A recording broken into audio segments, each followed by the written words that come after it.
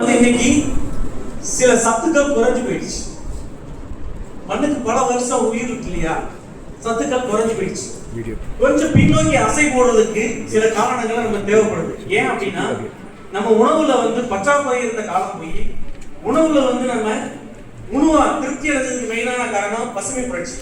இந்த பசுமை புரட்சி நல்ல முறையில சக்சஸ் ஆக காரணம் என்ன அப்படின்னா, நம்ம மண்ணுல அன்னைக்கு அத்தனை விதமான சத்துக்கள் இருந்தது. அது கூட அதிக அளவு உரத்தை எடுக்கக்கூடிய அதிக அளவு விளைச்சலுக்கூடிய ரகங்களை போட்ட உடனே நம்மளுக்கு கிடைச்சிருச்சு. இன்னைக்கு என்னன்னா, எல்லாத்தையும் எடுத்து அங்க எதுவுமே இல்லை.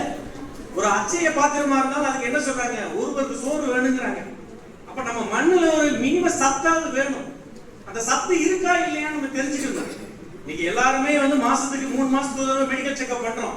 எதுக்காக? சர்க்கரையின் அளவு, பிரஸ் இது தெரிஞ்சுக்கிறதுக்கு. அதே மாதிரி 3 மாசத்துக்கு ஒரு தடவை வேணாம், ஒரு பயிருக்கு ஒரு முறை நம்ம மண்ணை சோதனை பண்றோமா, அது என்ன